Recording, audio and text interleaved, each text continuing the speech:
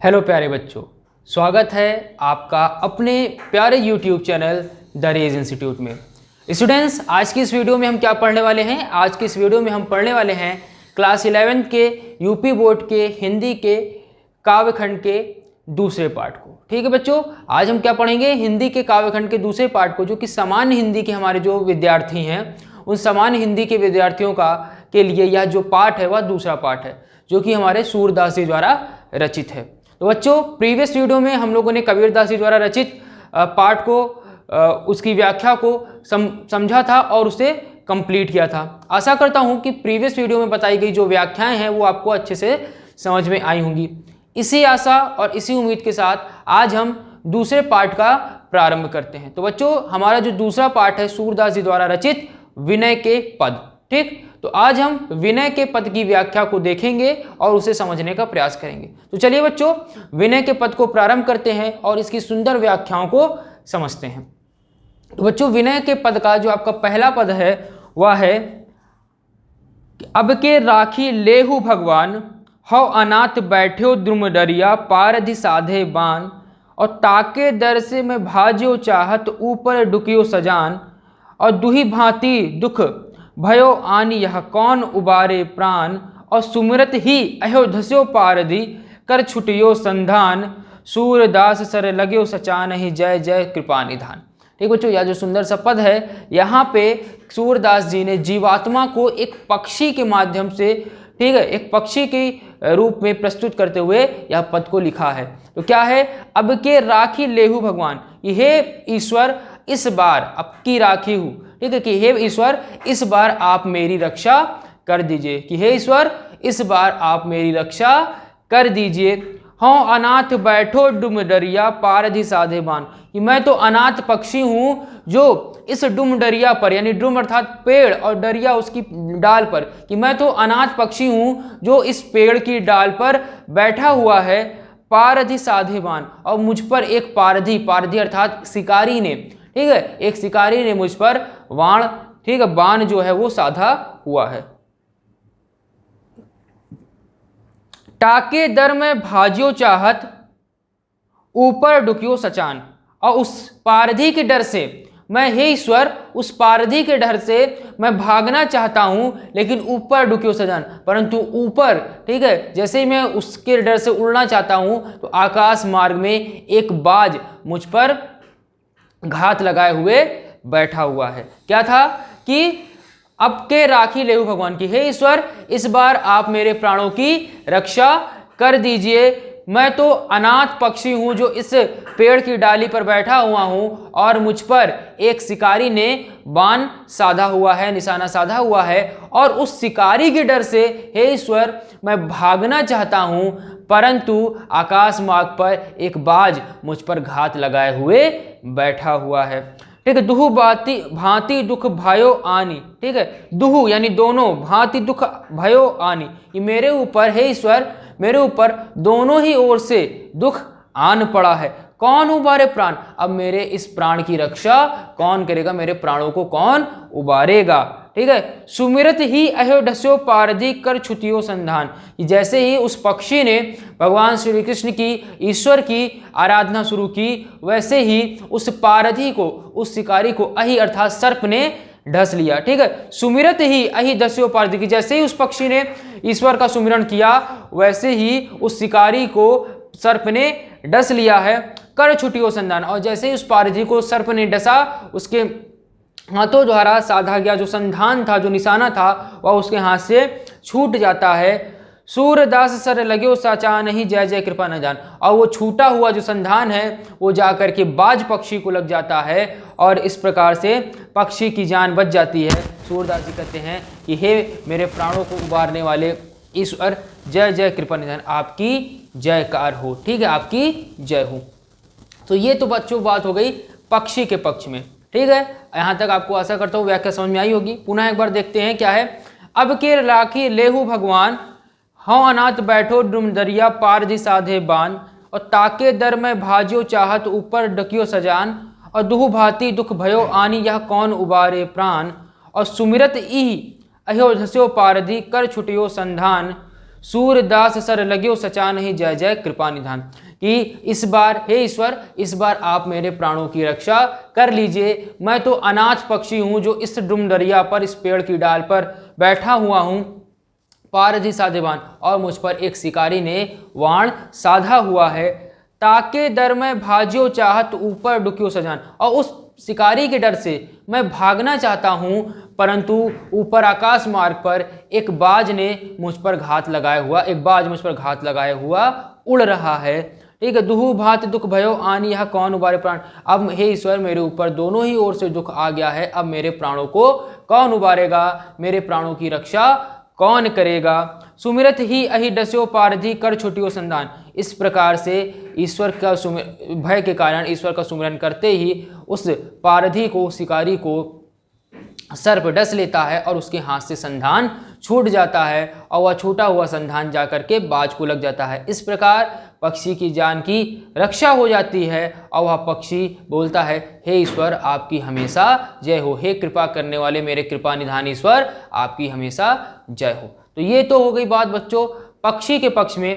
ठीक है, अब जीवात्मा के पक्ष में क्या है कि जीवात्मा के पक्ष में सूरदास जी कहते हैं कि जीवात्मा जो है वह कहता है कि हे ईश्वर, आप मेरी रक्षा कीजिए, क्यों, मैं तो अनाथ हूँ इस संसार में। ठीक है, इस संसार रूपी पेड़ पर, पेड़ की डाल पर बैठा हुआ मैं एक अनाथ हूँ, पारधी साध्यवान, और मुझ पर, ठीक है, और मुझ पर ये जो पारधी है, ठीक है, यानी कि जो विषय वासना रूपी शिकारी है, वह मुझ पर वाण को साधा हुआ है, और मैं इस विषय वासना से भागना चाहता हूँ, परंतु आकाश मार्ग पर जो घमंड रूपी, जो अहंकार रूपी जो बाज है, वह मुझ पर घात लगाए हुए बैठा हुआ है।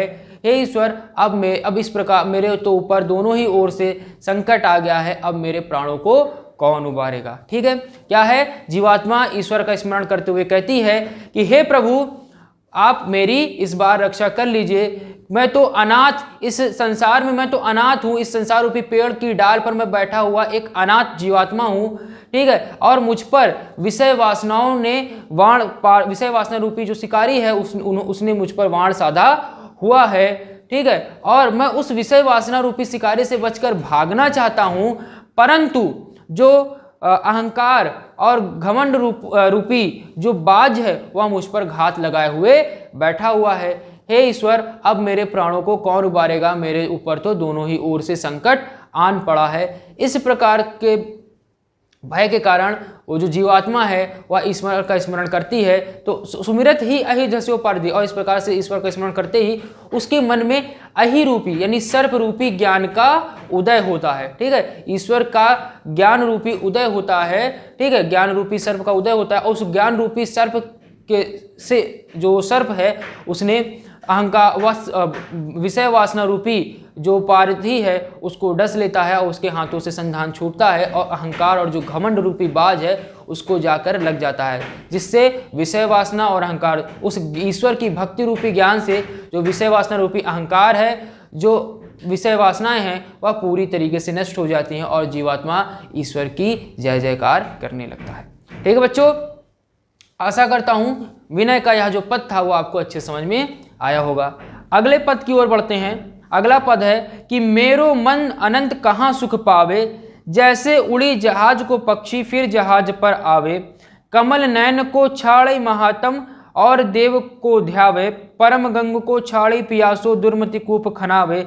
जिहि मधुकर अम्बुच रस चाख्यो, क्यों करिल फल भावे। और सूरदास प्रभु काम धेनु तजी, छेरी कौन दुहावे। अब यहाँ पे सूरदास जी कहते हैं कि मेरो मन अनंत कहाँ सुख पावे, कि हे ईश्वर, आपके अलावा, हे श्री कृष्ण, आपके अलावा मेरे मन को और कहीं पर भी सुख की प्राप्ति नहीं होता है। कि हे ईश्वर, आपकी भक्ति के अलावा मेरे मन को और कहीं पर भी सुख की प्राप्ति नहीं होती है। जैसे उड़ी जहाज को पक्षी फिर जहाज पर आवे, जैसे जहाज पर बैठा हुआ जो पक्षी है वह उड़ करके जहाज से, ठीक है, एक कोई जहाज है, उस जहाज पर अगर कोई पक्षी बैठा हुआ है तो उसके चारों ओर तो समुद्र ही समुद्र है, वो पूरे समुद्र का चक्कर काटने के बाद फिर से उसी जहाज पर आके बैठ जाता है, क्योंकि उसे कहीं पर भी धरती नहीं दिखाई देती है। तो वही बताया गया, जैसे उड़ी जहाज को पक्षी फिर जहाज पर आवे। जिस प्रकार से जहाज पे बैठा हुआ पक्षी दोबारा उड़ करके जहाज पे ही आकर बैठ जाता है, उसी प्रकार से हे ईश्वर, मेरा मन इधर उधर भटकने के बाद केवल आपके ही शरण में आने के बाद सुख की प्राप्ति करता है। ठीक है। कमल नयन को छाड़े महात्म और देव को धावे। सूरदास जी कहते हैं कि कमल नयन वाले श्री कृष्ण की महत्ता को छोड़ करके मैं किसी और का देव का ध्यान क्यों करूं। ठीक है। कमल नयन को छाड़े महात्म की कमल नयन अर्थात श्री कृष्ण, कमल नयनों वाले श्री कृष्ण की महत्ता को छोड़ करके और देव को ध्यावे, क्यों मैं किसी और देव का ध्यान करूं। ठीक है। परम गंग को छाड़े पियासो दुर्मति कूप खनावे, कि अगर किसी को ईश्वर की भक्ति, श्री कृष्ण की भक्ति रूपी गंगा का जल, गंगा रूपी पवित्र नदी का जल अगर प्राप्त हो जाता है तो वह दुर्मति कौन खावे, दुर्मति कूप। ठीक है। तो वह जो छोटा सा कूप है यानी जो कुआं है उसको कोई खोदने नहीं जाता है। अर्थात कि अगर किसी को गंगा नदी अपनी प्यास बुझाने के लिए गंगा जैसी पवित्र नदी का जल प्राप्त हो जाएगा तो वह कूप खोदने नहीं बैठेगा, अर्थात कुआं खोदने नहीं बैठेगा। परम गंगू छाड़े प्यासो दुर्मति कूप खनावे और जिही मधुकर अम्बुस रस चाक्यो क्यों करेल फल भावे। और आगे कहते हैं कि जिस व्यक्ति ने अम्बुज रस, ठीक है, अम्बुज का रस जो है उसको चख लिया है, अम्बुज रस का पान कर लिया है, उसे करेल के फल कभी भी पसंद नहीं आ सकते हैं। अर्थात जिसे श्री कृष्ण की भक्ति का रस चख लिया है उसे और किसी देव की भक्ति का रस नहीं भा सकता है। सूरदास प्रभु कामधेनु तजे छेरी कौन दुआए। और सूरदास जी आगे कहते हैं कि जिसे ईश्वर की भक्ति रूपी सभी इच्छाओं को पूरी करने वाली कामधेनु अगर प्राप्त हो गई है तो वह उस कामधेनु को तजी अर्थात त्याग करके का छेरी कौन दुआए, वह छेरी अर्थात बकरी को दुहने नहीं बैठता है। ठीक है। यानी किसी और देव को मनाने नहीं बैठता है। ठीक है बच्चों, आशा करता हूँ यह समझ में आया होगा। पुनः एक बार इस पद को देख लेते हैं। क्या है कि सूरदास जी कहते हैं कि हे ईश्वर, आपके चरणों के अलावा मेरे मन को अनंत कहाँ सुख पावे, मुझे और कहीं सुख प्राप्त होता ही नहीं है। ठीक उसी प्रकार से जिस प्रकार से एक जहाज पे बैठा हुआ पक्षी जहाज से उड़ने के बाद चारों ओर भटकने के बाद फिर पुनः जहाज पे आ जाता है, उसी प्रकार से हे ईश्वर, मेरा मन भी चारों ओर भटकने के बाद केवल आपके ही चरणों में आकर के सुख की प्राप्ति करता है। कमल नयन को छाड़े महात्म और देव को ध्यावे। और कमल नयनों वाले श्री कृष्ण की महत्ता को, उनके वात्सल्य को त्याग करके मैं किसी और देव का ध्यान क्यों करूं। परम गंग को छाड़े प्यासो दुर्मति कूप खनावे। और जिस व्यक्ति को अपनी प्यास बुझाने के लिए, ठीक है, पतित पावनी माँ गंगा का जल अगर प्राप्त हो जाता है तो वह बैठ करके कूप अर्थात कुआं, अपनी प्यास बुझाने के लिए कुआं नहीं खोदता है। ठीक है। जिही मधुकर अम्बुज रस चाख्यो क्यों करेल फल भावे। और जिस व्यक्ति ने ईश्वर की भक्ति रूपी अम्बुज यानी मधुर यानी मीठे रस का अगर पान कर लिया है उसे करेल के कड़वे फल कभी भा नहीं सकते हैं।